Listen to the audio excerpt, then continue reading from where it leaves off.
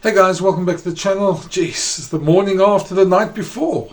And Loftus, what a test match, what an epic game. And yeah, I mean, guys, jeez, there was some match at Loftus.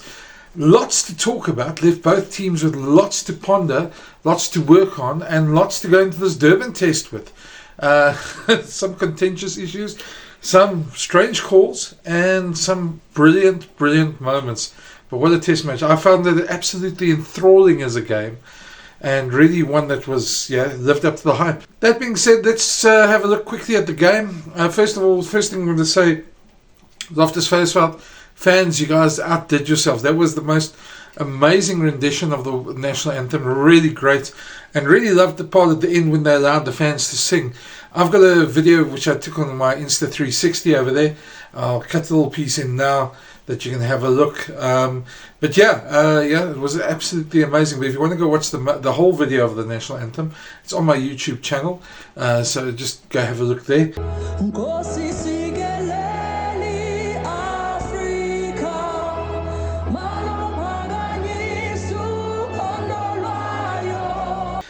Certainly was an amazing day at Loftus, and the crowd certainly didn't disappoint.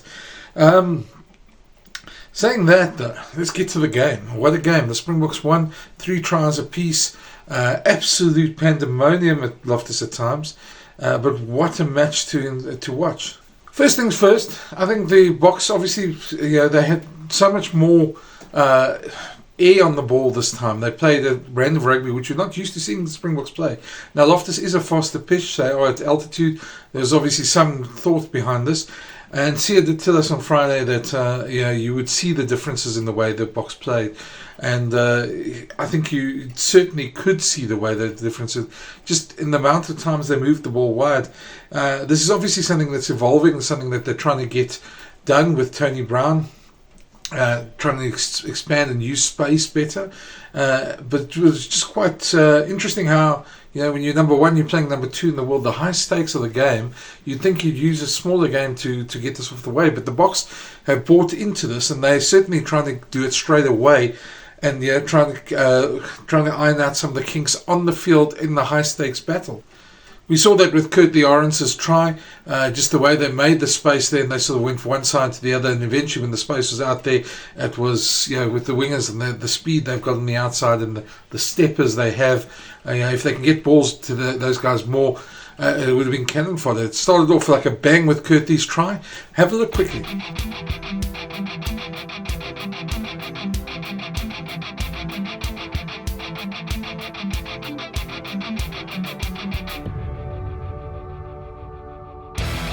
So if that wasn't enough to remind you, it was, they gave the ball a lot of air a lot of the times. It really looked good. They didn't lose much of the physicality.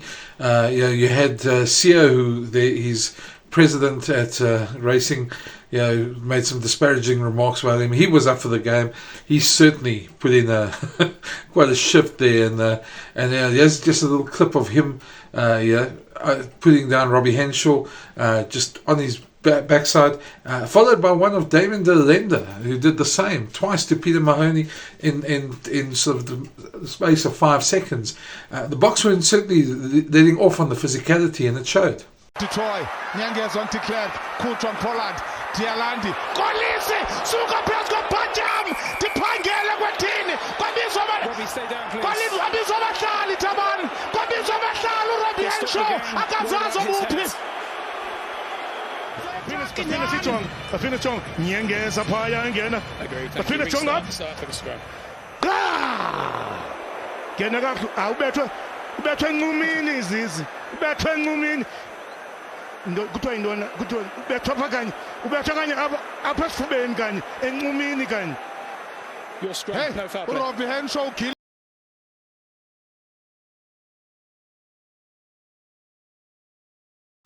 Afterwards, Sia was asked about whether he was up for the game, but he also chose to just go back to talking about Tony Brown and how the Boks will get better. But have a listen for yourself. No. I did, of course, enjoy the game.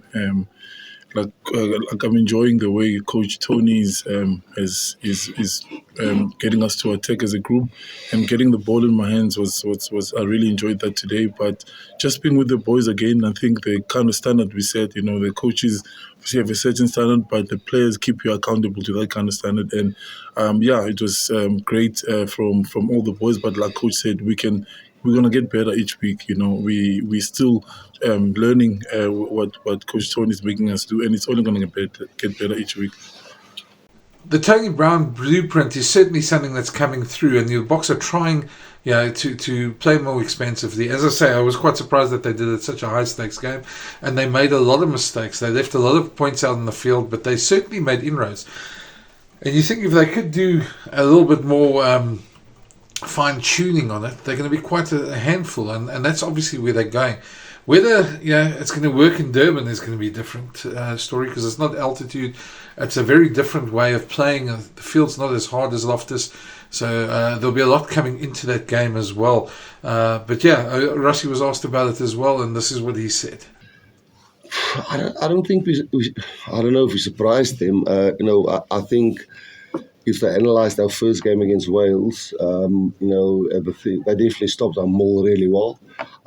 Definitely the scrums was very technical. It wasn't a brute power versus power. It was free kick here, free kick there. And that was something we must handle and get better at and understand why it's that, because we really want to have good set-piece competition. No, I don't think we surprised him, because they're certainly the team that attacked probably the best in the world with the All Blacks in general play. So I think week in and week out there, they practice that against each other. I think they handled it well. Just to put in perspective, here's a stat I found on Twitter from Hugh Griffin. The number of passes the Springboks had in the last 5 games. You look against France, it was 82, England 67, New Zealand 84, Wales 119, and Ireland 175. So more than double the amount of passes that they had in the World Cup. So it shows you just how they're trying to give the ball air, how they're trying to attack space. And we're not used to seeing Springbok sides doing this. We see them normally subdue up front and look for the space then. But it's going to be interesting to see how this whole thing develops. So far, the potential's good, and they got away with it a couple of times. They were rather fortunate with some of the mistakes that weren't turned over. And I don't think Ireland are going to be that bad at turning over a ball, taking turnovers and putting them into points again. So they're going to have to tighten up a bit. But there certainly is progression. There certainly is intent. And we'll have to see how this develops going forward. Well, now let's have a look at some of the stats for the game and just show you where the game unfolded. These stats come from Rugby Pass. It's about the only place I find really good stats there consistently. The URC do great stats in their competition, but for test matches you find it hard to find these stats. So I'm going to go through them and just maybe raise one or two things. And let's start off with an easy one, the territory stat. South Africa had 52%, played a lot more in Ireland's half, but that came back in the second half. Ireland came in a lot in their half, a lot more as well. So that's an easy one to start with.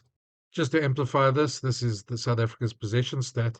You can see 60% of their possession was in Ireland's half. So it shows you most of the game was played there when they had the ball. So they played it pretty well in terms of that as well. Similar stat for Ireland, a lot more possession in South Africa's half.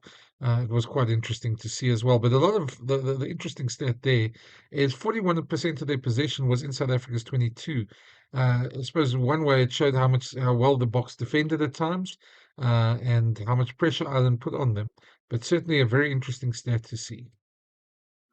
And just to back that up, it just shows you while Ireland had 48% of possession, the possession in the last 10 minutes of the game, they had 84%.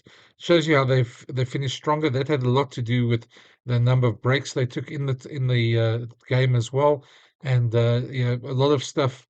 A lot of times they stopped the game, saved their energy, and finished stronger. And they were pressurizing the Boks in the last 20 there. Last 10 certainly had the bulk of possession, and South Africa had to defend quite a lot. And now to some of the game stats, just some of the set plays. Scrums, both sides 100% success on their scrums, although you would say South Africa only got on top on the last couple of minutes. South Africa's line-out, 92% success.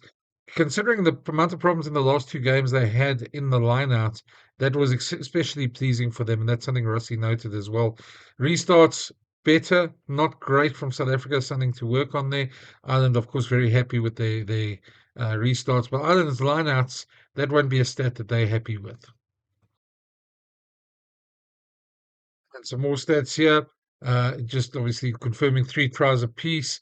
Carries pretty much the same. Line breaks, South Africa 1 or 2 more. A lot of turnovers on both sides, although you'd say the South Africans ones came from mistakes trying to play expansively. Ireland winning a lot of turnovers, and they were a nuisance at the breakdown. They flooded the breakdown. In fact, they got penalised quite well of where they tried to take out Faf de Klerk a lot of the time, but still, that's a stat that South Africa will definitely want to work on. Some individual stats now as well. Looking at this one, very interesting one there. Kalen Doris, who I thought had an absolute amazing game. 3 turnovers, 1. Kwagga only got 1 there, but it's an interesting one. Dominant tackles, not really one that you can really make too much out of that stat as well. But Kalen Doris certainly stood out as one of Ireland's best performers on the night. Interesting one as well. Tackles completed. South Africa had to make a lot of tackles in the game. Peter Steph de Toy, as always, a machine when this comes there.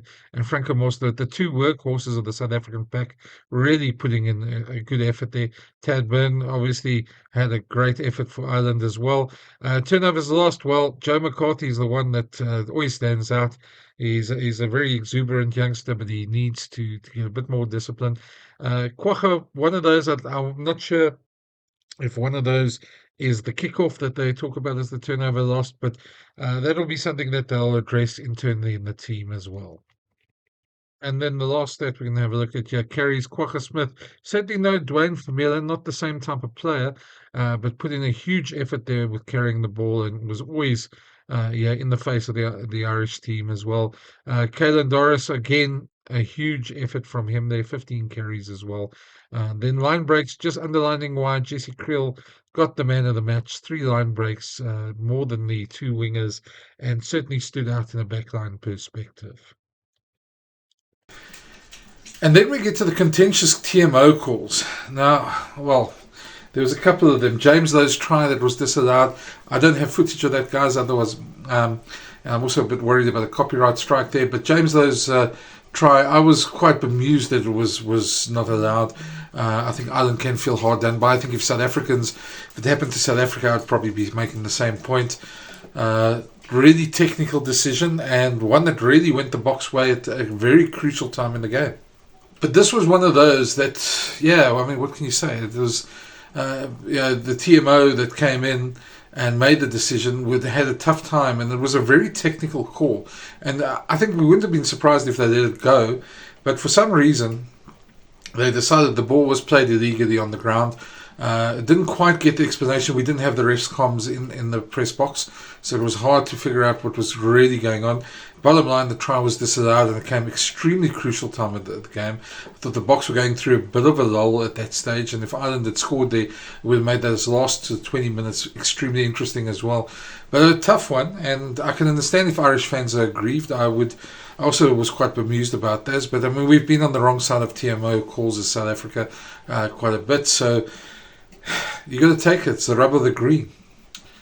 And then there was the magnificent try by Cheslin Colby, which was an absolutely stunning try. The patron saint of chasing lost causes, Cheslin Colby. We saw it in the World Cup, how he charged down Thomas Ramos's kick, and that basically was the difference when you win a 1-point game against France. And we saw it again now. He was chasing up that kick, and James though took the ball back in. And there was a long debate in TMO whether it touched his hands or not. I thought it was such a close call. I felt for the TMO in that one. It's a scrum battle. Tom Ireland have managed to survive. Well, it's kicked in by James Lowe, but Cheslin Colby is quick to pounce. That is extraordinary.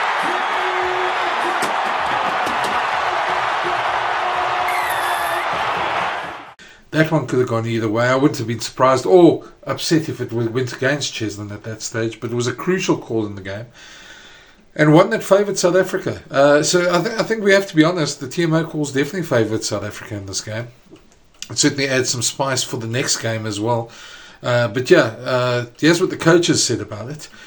First, Andy Farrell, who really thought it was the decisions were wrong. He was trying to be very diplomatic, but you could see he was rather intent on getting his point across. TMO calls? Well, it's not for me to say, is it? But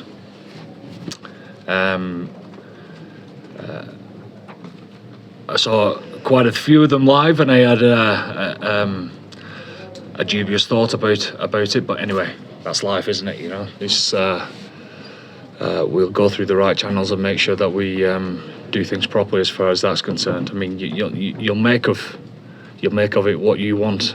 We have to go through the right channels. Unlucky, lucky. That's the game as well. Okay. Just James Lowe looked like somebody who's been practicing his outfield work on the boundary, keeping the ball in play. Do you? So it went against him, I suppose. What did you think, Lisa? Well, I just wondered, like, do you back him in those situations? The fact that he was trying to keep the ball alive and it backfired on him. Well, I'm more disappointed with us.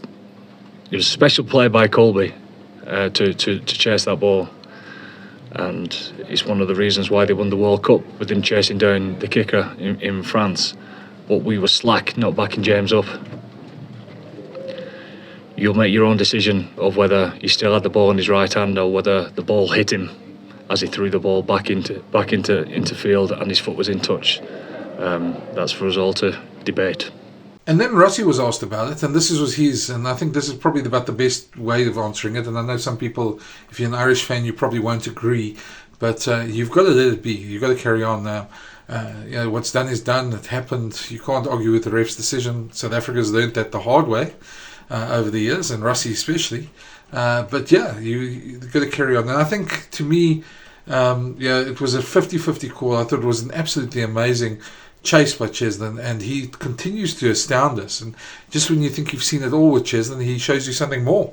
So you got to be impressed with what he did there. The touch and go with it, James Lowe, hit his hand, whether his foot was out, whatever happened. As I say, I would have been fine if it went the other way. Rassi, do you think Ireland have cause for complaint about some of those TMO decisions? I wouldn't help. I wouldn't. So I said, "Left learned from the past. Let it be." Yes, that's the protocol. That's how it works, and I've certainly learned, accept it, and move on. So then the question is, where did this leave both sides ahead of the Durban clash? I think from a fan's perspective, it certainly has left enough spice in it. Both sides had some good, some bad that came out of that game. Both sides had enough that they could take out of that game and be positive going into Durban. Both sides had enough negative that they could probably work on. And that's going to be the fascinating thing this week. Just how they work on those things, and what do they counter, and what do they change in their games, and how do they counter what the other team's doing. I think, I'm not sure with being 1-0 up if the Springboks are going to be as expensive in Durban. As I say, it's a different field, it's a different atmosphere, it's a different everything. You don't have all the advantages that altitude gives you, and we might see the Boks being a little bit more pragmatic in their outlook, especially wanting to sew up the series. But saying that, it is a path that they've committed themselves on, and they'll certainly want to tighten up a lot. But if the opportunities are there, I'm sure they'll go for it. Yeah, they're looking at this as a long-term thing, and they've never been shy to be bold, if I can put it that way. So they'll definitely be looking to take the ball wide again. But the change in weather conditions at the coast, the sea level, all those things will come into account and will certainly play into them. Plus, if you look at it, the Boks also were quite unhappy with what they got from their scrum, other than the obviously penalty try, the last scrum that basically won them the game. They didn't get the reward that they wanted, and it was overly technical, and Ireland were quite clever in the way they handled that, and good for them. But there'll be a lot of emphasis on making sure that's right as well. Ireland, on the other hand, I think they'll feel that they had a few missed opportunities there. They were a bit loose on defence, and Andy Farrell said they were a bit passive. So there's quite a bit to do there. There might be some changes in personnel. Ryan Baird was very good when he came on. They've definitely got some injuries at the moment. It depends what happens with Dan Sheehan. He's got a knee injury, whether he's okay. Craig Casey's concussed, so we don't expect him to be there. So we expect different personnel, and different personnel might mean different strategies as well. So we might see that happen in the coming week as well. But here's what both coaches said about next week going into the game. Just like tonight, never give up. They'll try to come out more dominant. They certainly, I don't know, the bench split will be the same, but the guys who came on, I think when Ringrose came on, there was certainly a little bit more challenging defensive situations. Not that Bundy and Henshaw's not great players. I mean, they run over you. I think, Crowley will be more settled in the second test. They had a injury, Hooker on injury, the 9 men down. So they were at disruptive things in the game. But it was certainly not that we, even until the last minute, I think the drive Cheslin this was probably the put away where we were lucky, but then again, till the last second, we were still nervy about the game. So no, this is definitely not. They're not going to go away. They're going to be there next weekend, and we'll have to really, really perform. Quite a bit, actually. I suppose the main thing is attacking the game the way that we want to do it, and not being desperate next week just because we've lost this week, because if that creeps in, then you become even more ill-disciplined, and I think discipline costs us. I know that the penalty count wasn't outrageous, but it's the way that we put pressure on ourselves and relieve pressure for them is what we need to address. And there's some great learnings from the first half that we put right in the second half. I think we was still not clinical enough when we had chances, certainly on the Springboks line. You've got to convert in big games like this. There's no doubt about that. And if you put things like that right, we were still in the game. So that says to you that we've got a chance. So for me, I'm looking forward to an epic test match in Durban. I'm going to be down there. If you're around Kings Park, come say hello.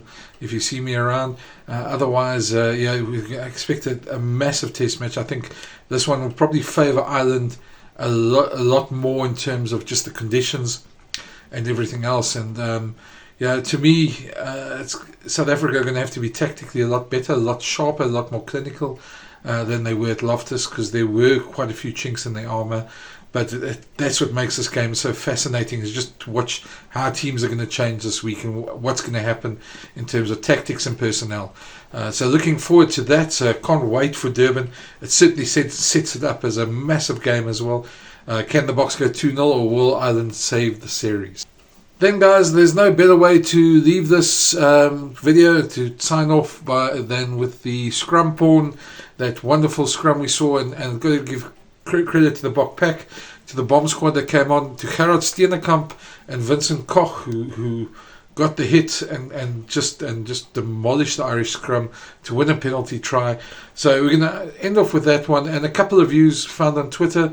Thanks to the guys I'm going to mention. I'll credit them in the video, but it's certainly glad to see a lot of Twitter pundits out there showing exactly how it's done. It's nice to see.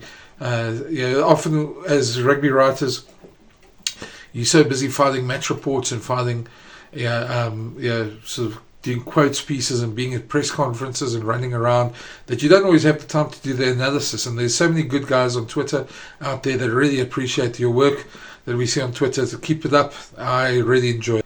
And if you haven't smashed that subscribe button, please do. There'll be a lot more videos like this, and definitely be coming to you from Durban as well. There's going to be a lot more going on in this series and through the international season. So thank you for everybody who's watched this, and all the new people who've watched it after this weekend's epic game. And if you can, smash that subscribe button. And thanks for watching. And leave your comments. I'm going to read them. There's been thousands of them after the test, and it's been great to see. I read all of them, and it's great to see. So keep it up. Cheers. Bind! Set! Huge effort from the Springbok 8. They are marching towards Ireland's line. It's a penalty try.